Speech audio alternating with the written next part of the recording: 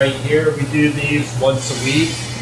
We hard bake them, wrap them, and then freeze them. So for this, we do 75% hydration. Use a different flour. We're using ABC from Central Milling. We are using sourdough, but then also a little commercial yeast. So we'll mix the dough, throw it in the walk-in. We use really cold water because it's a long mix. It's almost a 20-minute mix. Mix the dough, we throw it in the walk-in. We do a couple stretching folds. Bulk it overnight. We pull it in the morning at 7 a.m. Then from there, we throw it in the pans. We do 350 grams, tablespoon of olive oil. Let them sit from 7:30 until 10 o'clock. Then at 10 o'clock, we do our first panning, cover them back up. Then at 1 o'clock, we push it out one last time, and then we start the par bakes. How long's the bake? The par bake is 7 minutes right now. And we use our old Capone oven, and we go 550. 550 for 7 minutes. And then we just let them cool down and we wrap them up. They come out really nice, great flavor, a little bit sour, nice fluff. We serve these as a special on Thursdays. Why only on Thursdays? Well, first thing is that we're not really set up for Detroit pizza all week. It would be a lot. We would need a lot more pans. And we would have this process here is like a 7-hour process from when we pull the dough, the panning, the baking, the wrapping. So we're just not really set up for it. And then the other reason is that it gives our local community something different, right? We're a neighborhood spot. We're not so much of a destination that people are only going to come one time. So people in the neighborhood who want to eat something different, they know on Thursday they could get a square. Tuesday they could get a burger, and then Wednesday we do sandwiches. So we keep it fresh and fun for all of our locals in our community. And we used to do it on Mondays. Now we're closed on Monday, so we do it on Thursday. What's up with the 3 ovens? All right, so this, we use Capone's. I had one more of these. Same exact oven right here. So we had 4 decks. This oven goes a little too deep and you can't access some of the pizzas back there. It's really tough. So you could really only do 3 small at a time or maybe 3 large because it's so deep back there. It's got a short mouth. And the one oven we had was our original oven, so we were going over 10 years right now. So we thought it was time to replace it. So we got the 933 from Pizza Master, which could fit 3 18-inch pies across and 2 deep. You really don't use it like that. You more do like a V, like 1, 1, 1, and then you do the reverse V. But this thing's a beast. This thing's still working great. And then I scored the Baker's Pride from a friend. The restaurant was closing. I got for a great price, and I had a 6-burner range with the oven below there, but we weren't using it. We're not making pastas or anything like that. So I took the range out, plopped this thing in, and we only turn it on Thursdays when we do the Detroits. So all the Detroits are done here. And this is the Detroit line, the sandwich line, or the burger line. So everything will come off of here during those special days. It wouldn't really be possible to run burgers, sandwiches, and squares because this line is switched out for each day of the specials. 1 second. Do you get to track if your locals are coming back for these specials? I think that's such an interesting concept to me. Yeah, definitely. We'll see people. It's all like we'll come in 3 days a week. I want a burger today. I want a sandwich. Maybe I want traditional, or I want a burger, a square, and then a traditional. So it's something for our community to change it up for them a little bit, and it makes it fun for our team also. It switches it up for the team, and I won't put them in that situation where we would expect them to do all 3 of these specials in one day.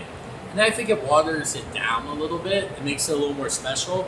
And what we can also do is keep our focus on one thing to be the best, right? Like if burgers is only special of the day, we're going to make the best burgers possible because that's all we have to do. So we can really stay focused on each day. If we were making the dough every day, we're painting it, every day, as much as I would like to think it wouldn't, it's going to suffer a little bit because we're trying to do it during service. We're doing this whole panning and baking on the day we're closed on Monday, so all of our attention could be directly on, all right, where's the dough at? Is it at a peak time? If you're trying to do that during service, or you have to have a person dedicated just towards that, it makes it a little more difficult, to run service and then, oh man, half an hour, if it's a really hot day, the dough could, overproof, or, if it's taking a little too long and we have to bake pizzas during the rush, it just gets a little messy. So we're not set up for it, and we like to keep it for the locals and all of our community, to keep it a little fun and fresh. What's a good price for a baker's pride? Tell me. What's a good price, or what I pay? What'd you pay? Paid $5,000. Around how many do you do a day? On a good day, we'll do 100 squares. 100 squares? On a good day. On a slower day, maybe 60, 65.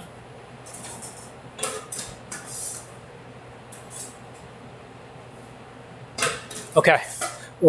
So basically when you do squares, it's whatever's on your menu can go onto a square?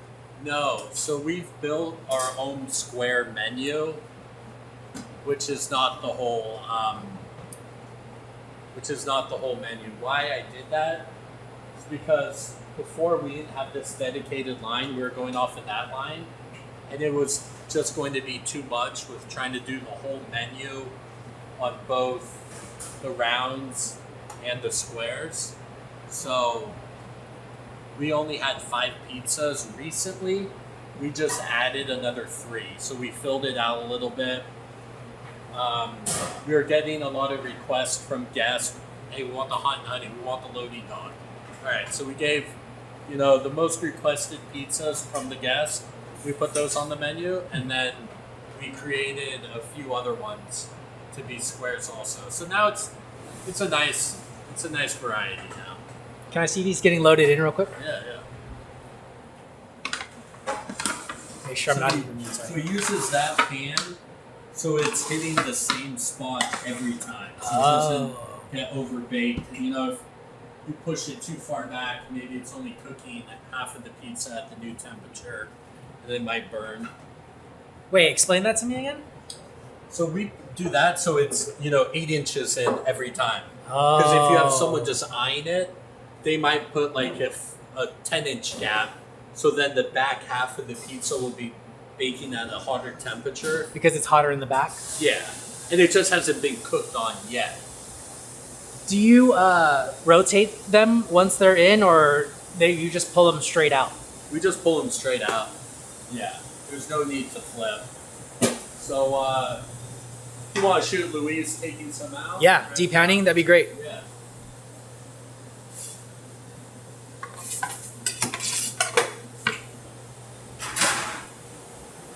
So this is what we're looking for. Not fully baked, but it's basically there. Flipping the bottom, you want gold. And it will get darker on the second bake. But this is basically what we're looking for every time. Wow, these are pretty. Yeah. I like the color.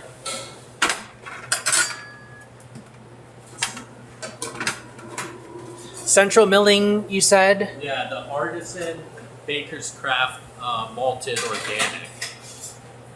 $50 a bag. Gosh. Organic flour is not cheap. No.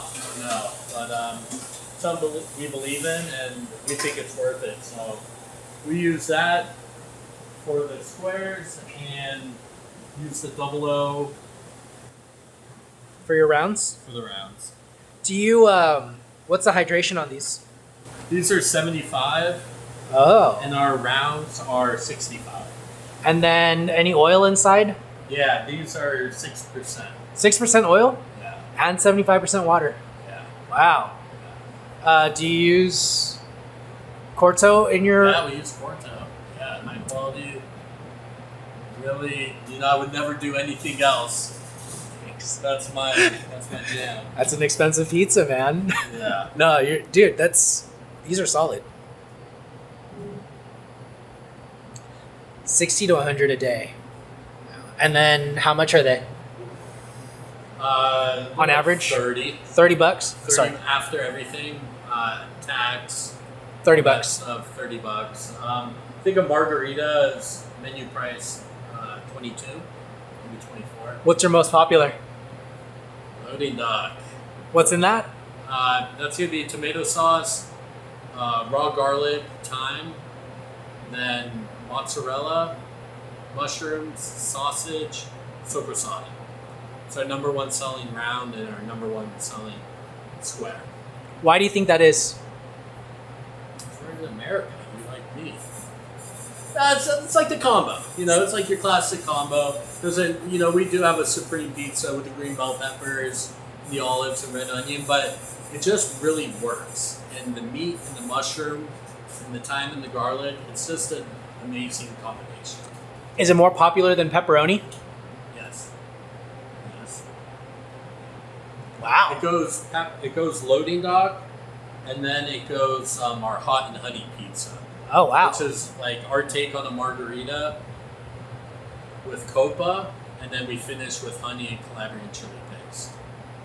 So that's actually the second most popular now. We just added that maybe 4 years ago, and I looked at the sales, and it's number 2. And that pepperoni. That's interesting. Yeah, and that margarita. Yeah. Those are top 4. Cool. That's super interesting. Are you storing these like air temp? Are you wrapping them? Yeah, we're gonna wrap them. We're just still doing the bake. We want them to cool. Yeah. We want to get them cooled down for at least an hour. So once they're cooled and then wrapped, are you refrigerating them? Oh my We're God. freezing them. Freezing them. Yeah. Do you find that there's shrinkage or no because it's 350 grams? No, we're not getting any. No, right? No, okay, I didn't think right. so. These are pretty.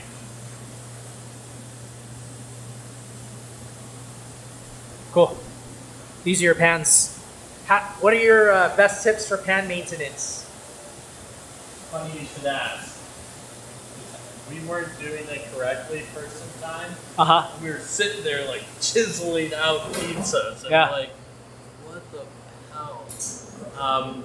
And then we followed our steps back, and now just warm water with a soft scrubber. Nothing that's gonna scratch it or take anything away from it. Just warm water and a nice scrub. And now they come out so damn easy. Ooh, it was so bad. It was like I dreaded getting the pizza out of the pan. We rubbed the sides with olive oil and nothing on the bottom of the bake. You don't use Crisco for the final bake? For the final bake, yeah. Okay. Yeah. I saw the Crisco up there. That's Yeah, Crisco on the sides for the final bake, no olive oil on the bottom. You said no olive oil on the bottom? No olive oil on the bottom. We get a crispier crust. Gotcha. Speaking of olive oil, here's a message from our sponsor, Cordo Olive Oil. What oil do you use to press out your dough? I found out that whatever fat you use greatly affects your pizza. And that's why the only brand that I trust with my pizza is Cordo Olive Oil. Taste is everything, and other brands pale in comparison. Do you want to taste the difference? Learn more about Cordo olive oil using the link in the description below. If you're an operator, you can get a free tasting. Just message me and I'll connect you with them. Thanks to Cordo for sponsoring this video. Now, back to the episode. And then when we do the second bake, it's 9 minutes. 9-minute second bake. But if we got a lot of pizzas in the oven, it's really until all the cheese bubbles, not just, some of it. You could go up to 11 minutes, depending on. So that's why it's really important when we're using the oven, the Baker's Pride, we load, at least like 3 or 4 pizzas in at a time and just let them bake through. We're not opening during the bake. We will take a deck from the component and turn that on also. So that gives us another 5. So we can do 4 on the top, 4 on the bottom, and 5 at the bottom of the component. So looking at 13 pizzas at a time. Do you find that the bakes are pretty consistent with having 3 different ovens? Yeah.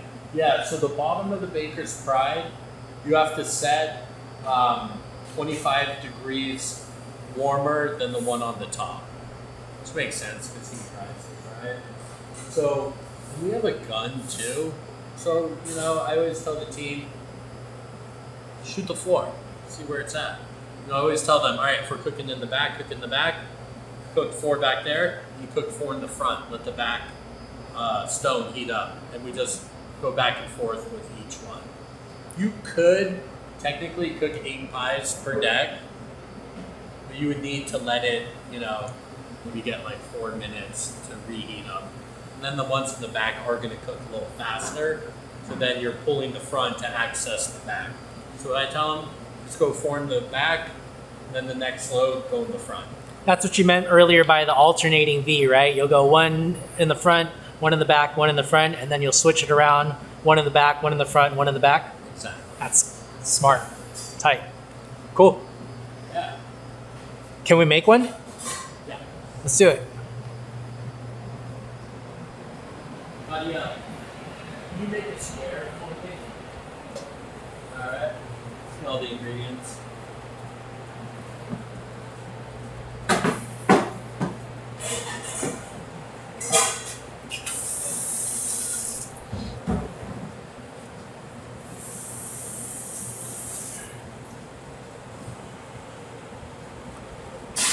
You said how long was the bake for pars? 7. 7 and then 9 on total.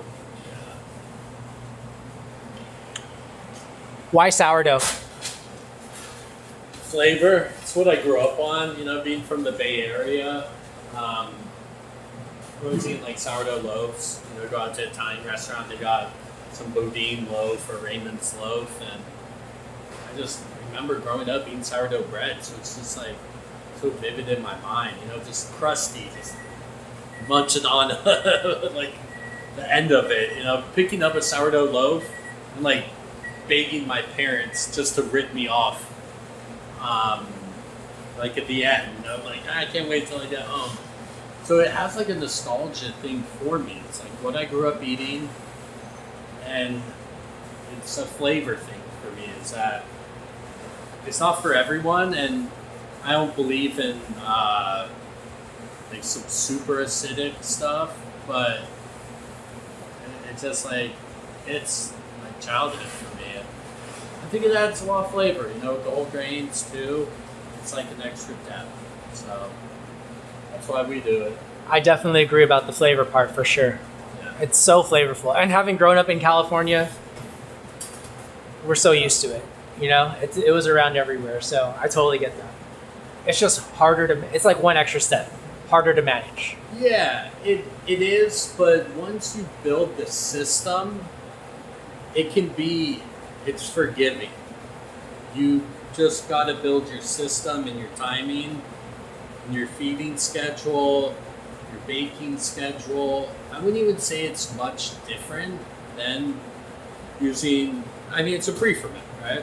At the end of the day. Yeah, it's a starter. So, it's just about managing it and training your team on why things are reacting to other things.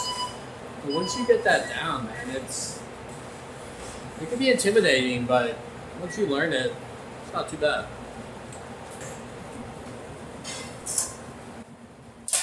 Alright, so we make I call these family feeders. These have a Sicilian style pizzas. Because I don't have enough pans to do the whole batch. We have about 105 pans.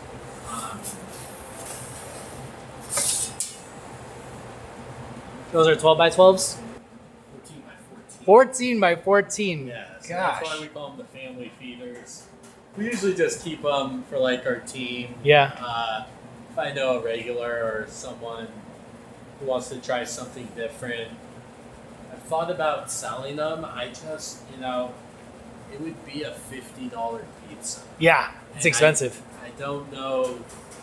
We'll test it out. They're really good though. So when we do those, what do you want to shoot him? Let's go. Yeah. Talking let's about. go. When you do those, what?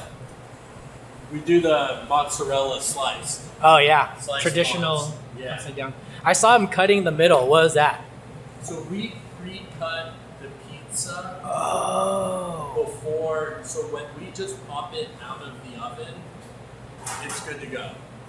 There's no more to do. What? It's done. Why do you do it that way? Honestly, Pizza Hacker did it because he was doing Detroit's before me, and I forget his logic. Probably it saves a step after crushing the crown a little bit when you slice it. Yeah. It might kind of bring things down a little bit, mess with the crumb a little bit. What the hell? I've never seen that before. Yeah, mess with the crown. That's Pizza Hacker, dude. That guy, he hacks things. He just tries new weird stuff, and sometimes it works and sometimes it doesn't. So, but you don't do that on rounds, right? No. Clearly, because you wouldn't be able to. Yeah. That don't work. Can you make that pepperoni, please, Kadia? Okay. And then cheese blend. What are you using? So we're using shredded grande and shredded Tillamook cheddar. Oh. So we do a blend of that, hit it around the edges. We make a different sauce for the Detroits. It's actually our meatball cooked sauce. Okay. A little sweeter. It's got some garlic, other herbs and stuff, but it's definitely on the chunkier and sweeter side. We go pre-bake on it, not post-bake. Post-bake is great, but I think it almost becomes such a tomato-forward pizza, whereas when we do it this way, everything's kind of coming together a little more, and it's not so tomato-forward. So, given the choice, what are you baking it in? I'd bake it in the Baker's Pride, but it's not on right now. The Capone is occupied, so we are going Pizza Master. Thank you. Why did you choose the Baker's Pride? Why would I you choose to bake in it? Yeah. Let me switch you. It's something about that deep heat, man. It's like That what? That old school deep propane heat. Yeah? I like it. I mean, is there a huge difference? No, it's almost the exact same. But I think there's just like this deepness, man. Those stones are just freaking thick, and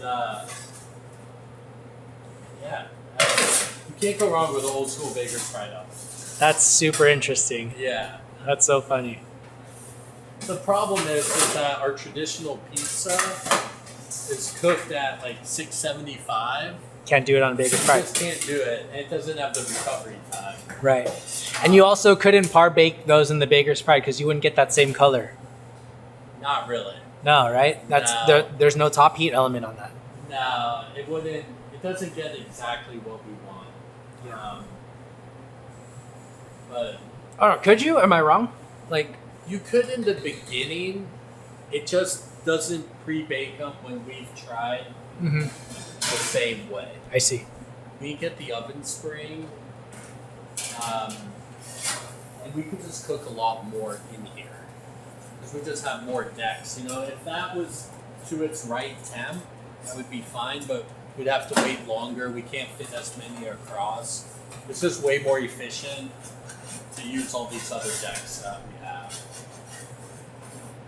But yeah, the Capone just really works really well. When we were talking on the podcast, you said you've been opening up the space a bit, little by little, and this was generation 2, this area right here. In front of that wall is generation 1. This is generation 4. Yeah, so we went through this wall. We bought another walk-in. So we have our original walk-in here. Our second walk-in here. We put our dough production all back here. And then we're able to create a nice Team area. 40 break room and have our office. Yeah. So this was another 1,000 square feet we took at the end of 2019. So basically during COVID, we did this whole construction project. We finished it and indoor dining still wasn't open yet, but it was nice just to do all that construction then and have it ready for when it did open up. I think it's super cool to see like this industrial vibe because it really shows you that a walk-in is something that is, I don't know, that you build is like almost modular in a way, Yeah. right? It's not a room. It's like a box, more like, you know what I mean? Yeah. So we That's just cool. got our delivery today. I don't know if this is useful, but Let's go. Oh man. So No, just kidding. Oh man. This is pretty. everything dated, everything Organized. first in, first out. That's how a walk-in should be. Clean and smelling good. Nothing on the floors. Yep. So now we're at 4.0 and now we are done. 5.0 TBD. I'm just kidding. We'll see. Never know. Yeah, the Pizza Master has really been awesome.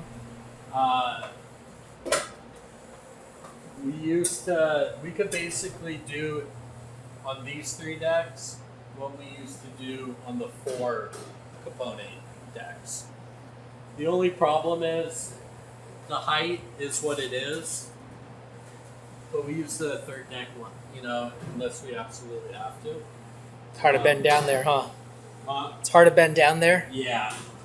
Yeah, you got... I'm going to make an Instagram reel explaining the different ways people work that 3rd deck. So I'll tease that now, but Cool. everyone has their own way, and it's funny to see. You'll probably post it before I get this video out. So we'll try to maybe include it in the video. Yeah, we can do that. Yeah. Huh, that's super interesting. Do they make them taller or can you get like higher stands for them? But then the problem is this becomes too high. Some places put 4, and that last one is basically on the floor. Oh, really? Yeah. Hmm. And you would only do that if you were to, I think, just have pans down there. So if you had all your square pan pizza down there that don't have to even be watched or accessed very much, what are you talking about? Yeah. That. There's a benefit space-wise to make them taller, but there's the downside of reach. Whereas if you were to make them wider and make them like a 952 or a 961, something like that, it would be wide and shorter, but then it would take up more room, right? Yeah. And you gotta. Hopefully I got so the much number hood right. space, right? Yeah, that's true. So Right. You gotta Right. make efficient use. Yeah, you're right. Of it, but I think Capone might have taken it to the extreme or they went too far back. Oh, gotcha. Because it's deeper. Yeah. I mean, we're looking at this. Oh yeah, that's a It's good point of reference. you're like trying to get stuff, and Yeah. like, how do you hop over a pizza? Right. How about stick it in there and we'll see how far it goes deep. Oh yeah. So it's not nearly as deep. And you could slide over a little bit more. Yeah. It's much more easy to access. I'm learning that skill now on the Coda 2 Max, being able to cook like 2 to 3 pizzas at a time. And it is a skill, right? To be able to maneuver all of that. It's hard. So you could cook 2 pizzas in one oven? 12 inch. At least 2 12 inchers. Or you could do like 3 10s. You could even do like 6 8s if you wanted. Can you transport that oven? No. Not by yourself. Well, you could. Sorry. Let me take that back. You could use straps. But for me, to get my arms around it with the stones, I could not. If I take the stones out, I could. But I don't like to take the stones out because that's one more point of failure for you. Imagine game day, you take the stones out, boom, you're donezo. If it falls and cracks. So I try to leave everything intact. So, with that, I mentioned Pizza Hacker again. So my oven, I have the Blackstone, right? I'm not saying it's the same as yours.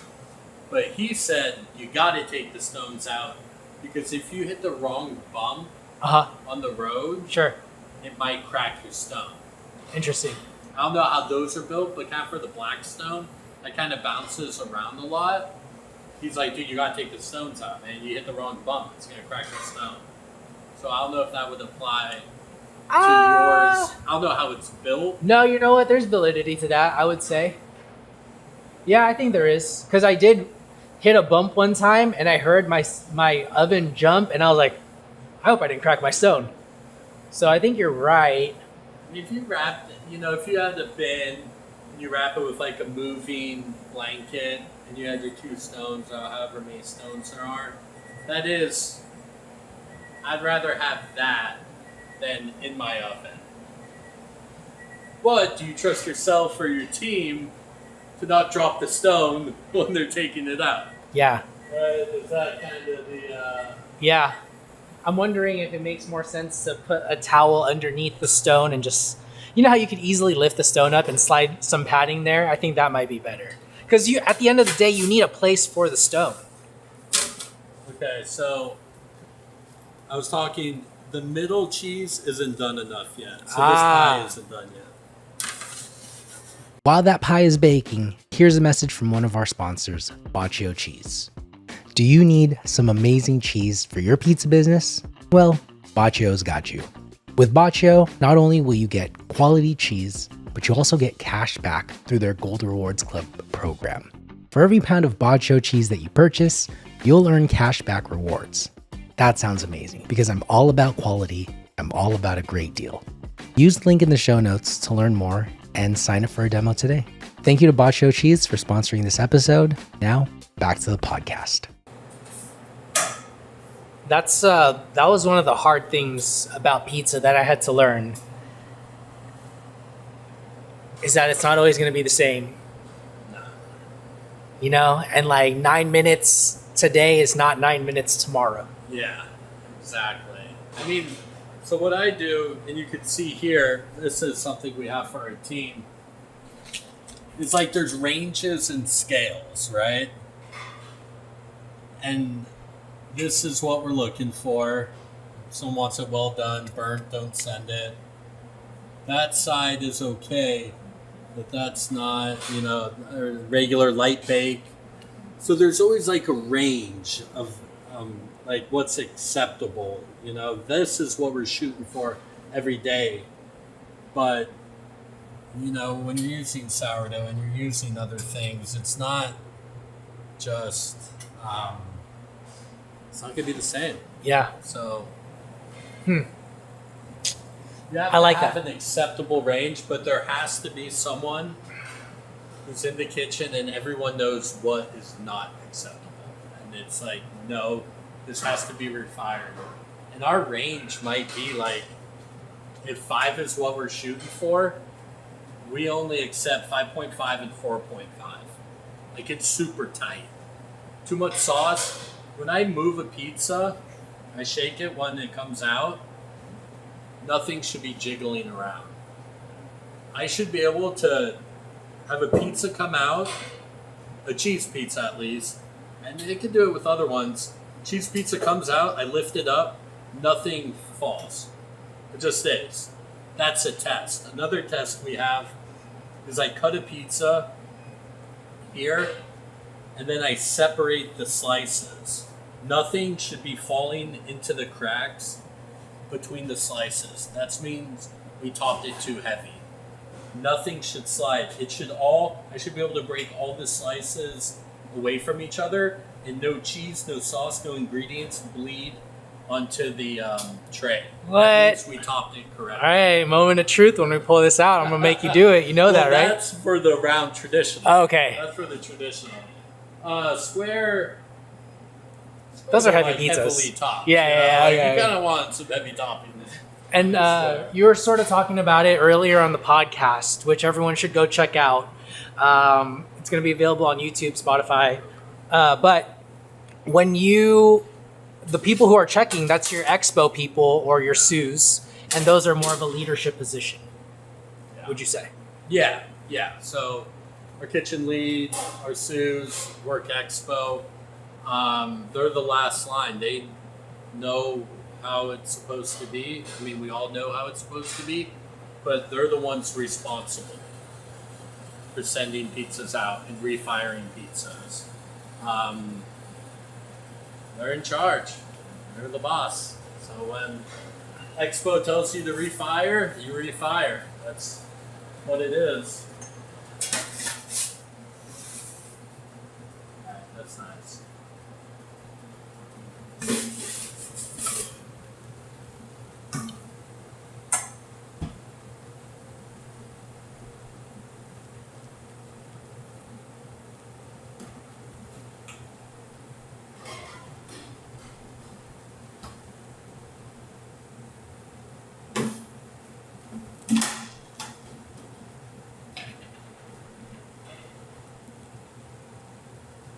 Hit with oregano. Ooh. And pecorino. Ooh. It's already pretty salty with all the pepperoni, but a little extra. Yeah, dude, you know what's funny? I've been contemplating whether I want to add pecorino to my pepperoni pizzas anymore. I had one the other day, my own. I was like, oh, fuck. It's salty. It's salty. I can't say, I used to only do it that way because pepperino just gives it that nice taste. Is this grande pecorino, or does grande make pecorino? No, it's not. It's some Italian stuff. Gotcha.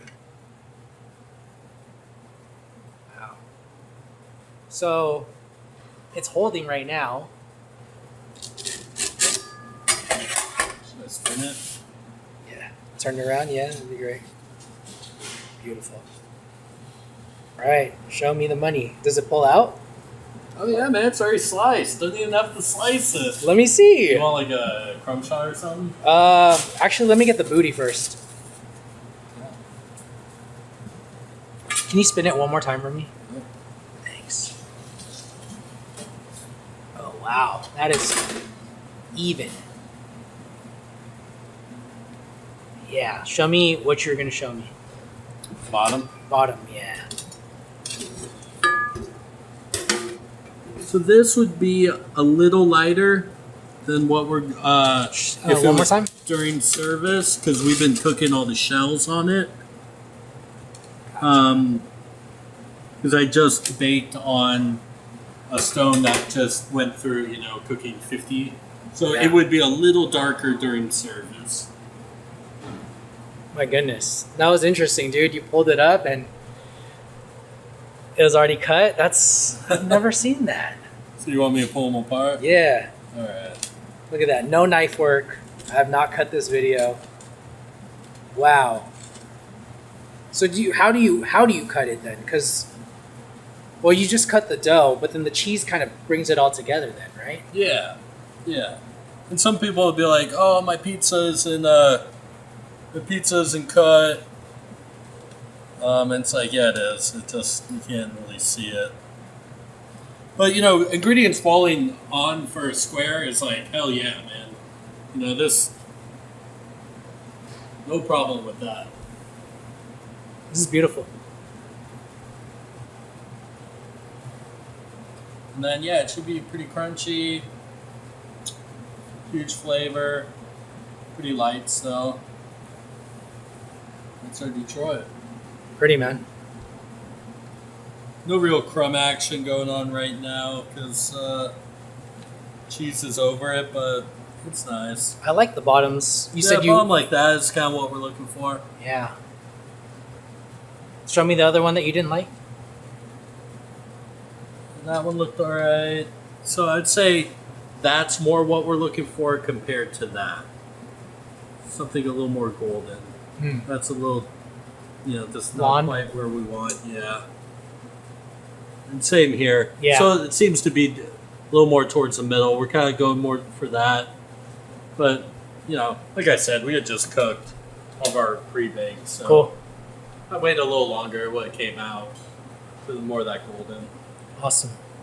Yeah, man, that's our Detroit-inspired pizza because heaven forbid that I say Detroit style and then the guy from Detroit says, this ain't Detroit style.